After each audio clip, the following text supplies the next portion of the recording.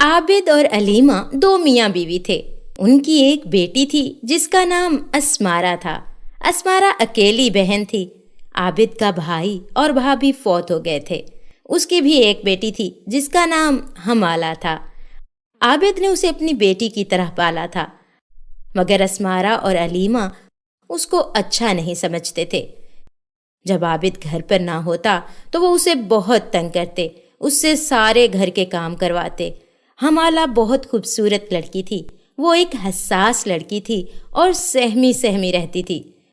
اسمارہ اور حمالہ اکٹھی اسکول جاتی تھیں۔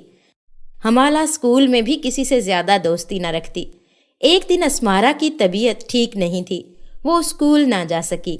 حمالہ اکیلی اسکول چلی گئی، مگر واپسی پر اس کی دوست کہنے لگی، حمالہ آج تمہاری بہن تمہارے ساتھ نہیں ہے، آؤ آج تمہیں آئس کریم کھلاتی ہوں۔ حمالہ بہت ڈر گئی۔ نہیں نہیں، میں سیدھے گھر جاتی ہوں، میرے چچا چچی نے دیکھ لیا تو مجھے بہت ماریں گے۔ نہیں پتہ چلتا، تم میرے ساتھ چلو۔ وہ زبردستی اس کو اپنے ساتھ لے جاتی ہے۔ راستے میں حمالہ کو اپنے چچا نظر آتے ہیں، وہ گھبرا جاتی ہے۔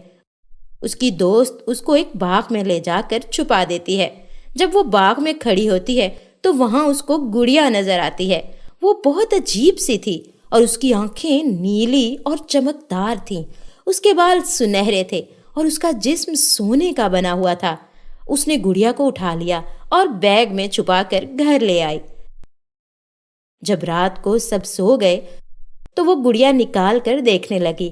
ابھی وہ اس گڑیا کو دیکھ ہی رہی تھی کہ اچانک گڑیا بولنے لگی۔ حمالہ ڈر گئی اور اس گڑیا کو چھپا لیا۔ حمالہ نے ادھر ادھر دیکھا تو کوئی نہیں تھا۔ اس نے گڑیا کو دوبارہ نکال لیا۔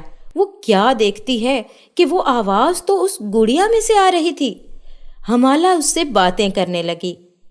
تم بول سکتی ہو؟ ہاں میں بول سکتی ہوں۔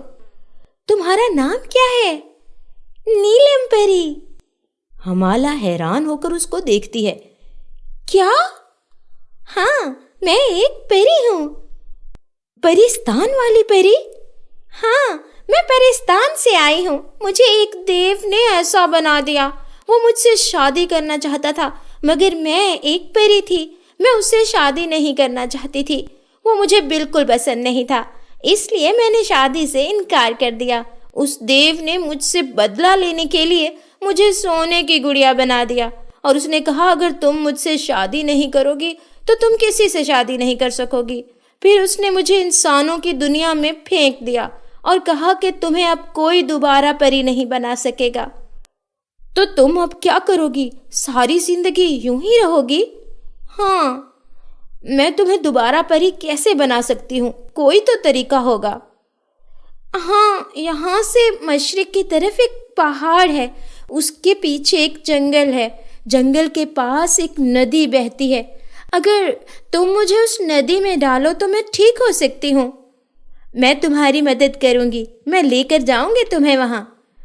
اگلے روز جب اسمارہ اور حمالہ اسکول جاتی ہیں تو حمالہ گڑیا کو بھی بیگ میں ڈال لیتی ہے۔ جب اسمارہ اور حمالہ گیٹ سے نکلتے ہیں تو وہ گاڑی کے پیچھے چھپ جاتی ہے۔ اسمارہ اسے ڈھونڈنے لگتی ہے۔ کچھ دیر ڈھونڈنے کے بعد وہ گھر چلی جاتی ہے اور کہتی ہے کہ حمالہ بھاگ گئی۔ حمالہ جب دیکھتی ہے کہ اسمارہ اب گھر کی طرف چل پڑی ہے تو وہ گڑیا کو لے کر نکل پڑی اور دور چلی گئی۔ اسے پہاڑ نظر آیا، وہ اس پر چڑھ جاتی ہے۔ جب وہ پہاڑ سے اترتی ہے تو آگے جنگل ہی جنگل ہوتا ہے۔ وہ ڈرتے ڈرتے چل پڑتی ہے۔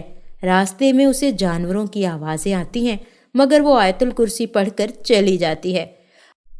آخر جنگل سے نکل کر اسے ندی نظر آتی ہے۔ جوں ہی اسے ندی نظر آتی ہے وہ تیز تیز چلنے لگتی ہے اور اس ندی کے پاس جا کر اس گڑیا کو اس ندی میں ڈال دیتی ہے۔ جو ہی گڑیا اس ندی میں جاتی ہے وہ گڑیا سے پری بن جاتی ہے۔ پری بہت خوش ہوتی ہے اور حمالہ کا شکریہ ادا کرتی ہے۔ پری حمالہ کو اپنے ساتھ پریستان لے جاتی ہے۔ وہاں جا کر وہ اسے بہت سے سونے اور موتی کی اشیاء دیتی ہے، اسے اچھے کپڑے پہناتی ہے اور ایک بہت ہی اچھے سے شہزادے سے اس کی شادی کر دیتی ہے۔